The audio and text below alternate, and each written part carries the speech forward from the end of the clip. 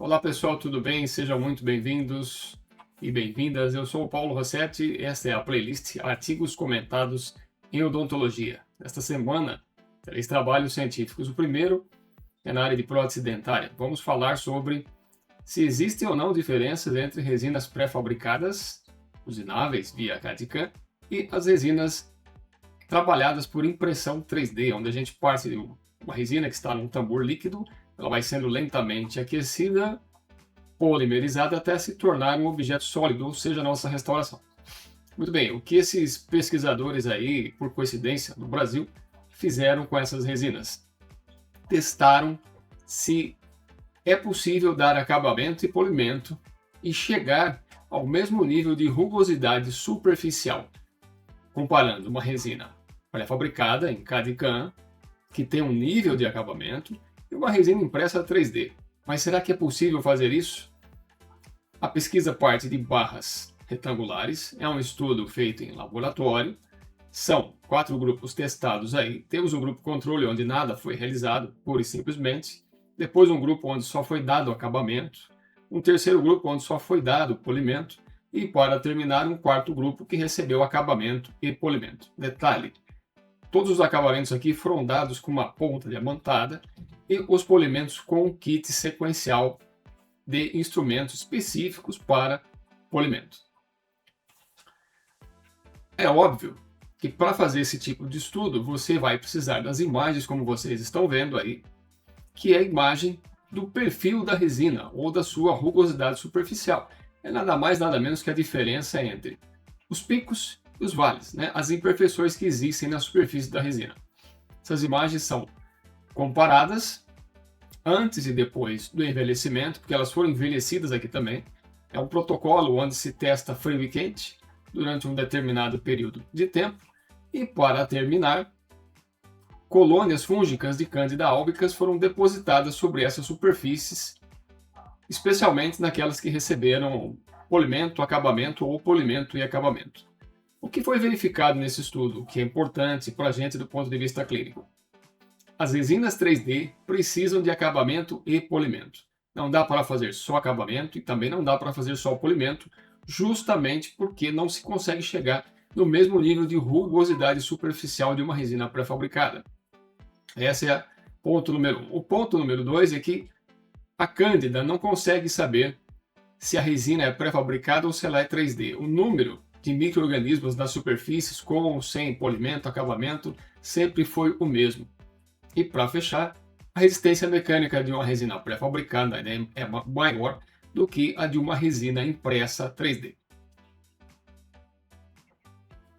Muito bem, passamos então à periodontia. E aqui um trabalho de laboratório, mas com uma pegada clínica muito interessante. Vocês estão vendo aí pelo título desse trabalho, os autores aí vão medir a influência da espessura do tecido mole, obviamente estamos falando de gengiva, do tipo de lâmina, lâmina 15C ou microlâmina para fazer o procedimento, e o desenho do guia cirúrgico aí, que no caso é feito por computador, e o procedimento clínico a ser simulado aqui é o aumento de coroa estético, que é um procedimento periodontal muito comum. Dentro dessa pesquisa, o que foi desenvolvido? Então, a partir de um manequim, que derivou de uma imagem tomográfica, e hoje a gente consegue analisar tecido mole e tecido duro. Esses manequins são fabricados. A espessura do tecido mole ela é variada desde muito fino até uma espessura convencional. E assim, os guias foram pré-fabricados. Se vocês perceberem bem, na parte de cima das imagens, nós temos um guia cirúrgico que tem aí as suas janelas, marcando o nível das incisões. E na sequência das imagens que estão da letra D até a letra F, nós temos o guia cirúrgico também para fazer aumento de coroa, muito parecido, só que ele tem uns suportes, ele tem limites para que a lâmina não seja muito inclinada em direção ao rebordo. Então, e depois de tudo isso, esse tecido mole ele foi removido e ainda foi verificada a precisão da osteotomia. Então aqui o que está sendo estudado é qual tipo de guia e qual tipo de lâmina tem maior precisão quando trabalhamos com esse procedimento. Quais são as conclusões? Existem diferenças estatisticamente significativas? Sim, existem. E não são da ordem de 0, alguma coisa. Pode chegar até 1,5 milímetros. Qual dos tipos de guia é o mais preciso, tem maior acurácia? É o guia que tem esses suportes aí diferentes que vocês estão vendo. Qual é o tipo de lâmina que nos dá mais precisão? É a microlâmina, não é a lâmina 15C. Na osteotomia tivemos diferenças? Sim.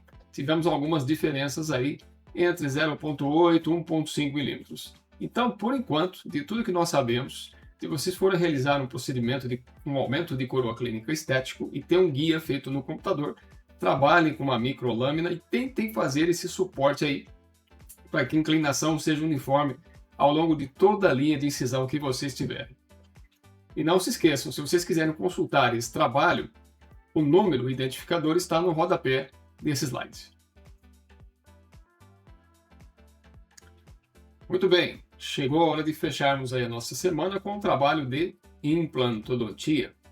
Como sempre, as nossas preocupações estão voltadas para a reabsorção óssea alveolar, especialmente na área estética dos dentes superiores, que é o tema desse trabalho.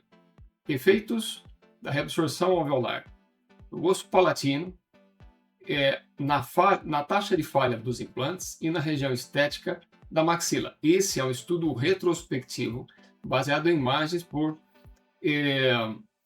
tomografia de feixe cônico, ok?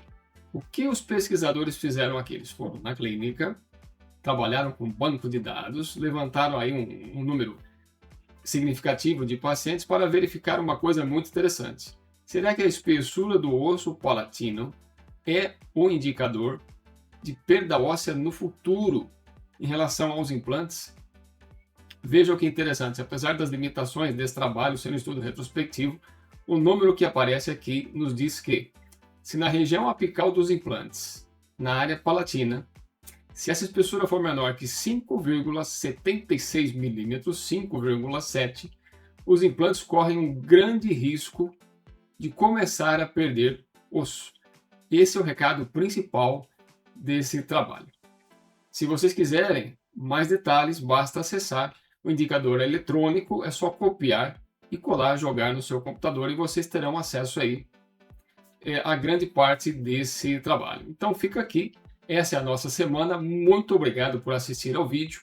3 trabalhos, prótese dentária, periodontia, implantodontia, e eu volto numa próxima com mais artigos interessantes para vocês aí do mundo da odontologia. Muito obrigado, bons trabalhos e até a próxima!